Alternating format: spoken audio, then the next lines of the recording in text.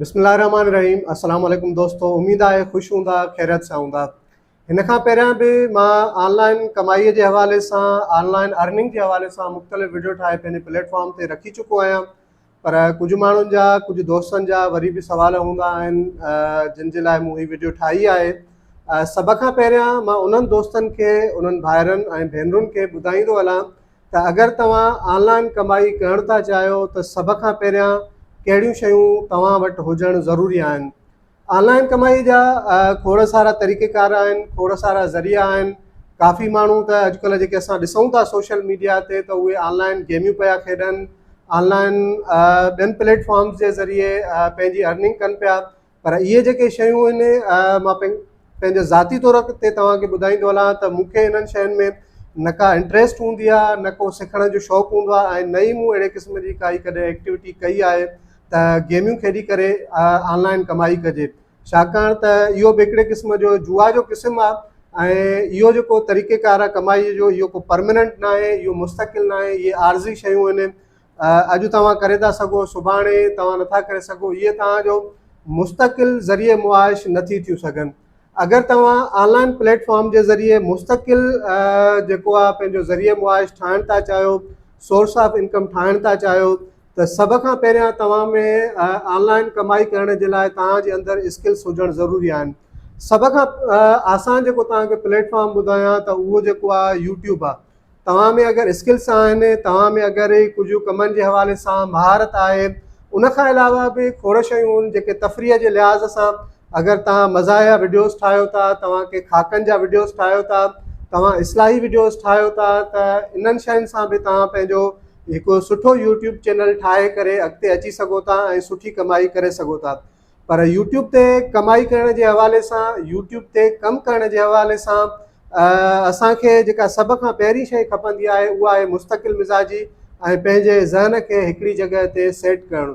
काफ़ी दोस्तनि में तमामु जल्दी हूंदी आहे त असां यूट्यूब ते कमु कयूं ऐं असांखे जल्दी रिज़ल्ट मिले, 1 महीने जे अंदरि, 15 ॾींहंनि जे अंदरि, महीने जे अंदरि असांजा 1000 सब्सक्राइबर पूरा थी वञनि, 4000 कलाक वॉच टाइम पूरो थी वञे ऐं असां ॾे डॉलर अचणु शुरू थियनि।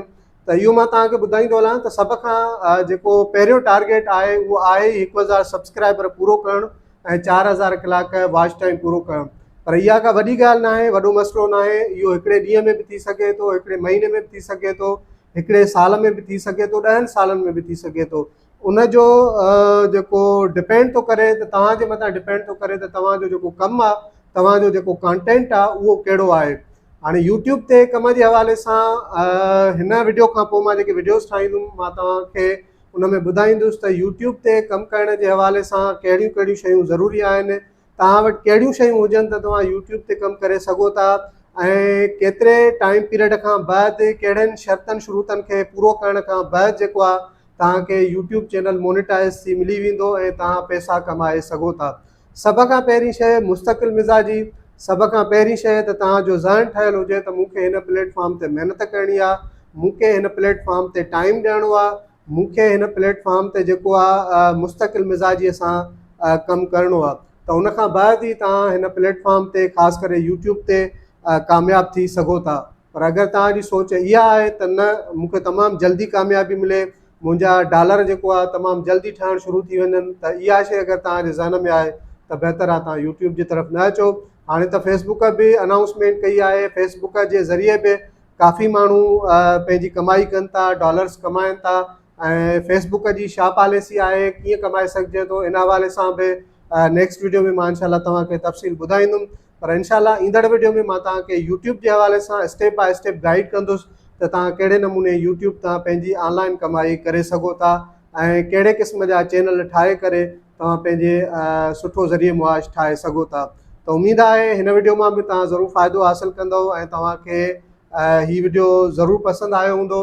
हिन क़िस्म जा वधीक मालूमाती वीडियो ॾिसण लाइ असांजे पेज खे ज़रूरु फॉलो कयो, असांजे यूट्यूब चैनल खे ज़ोएब हसन लाइव खे बि ज़रूरु सब्सक्राइब कयो। वॾी महिरबानी।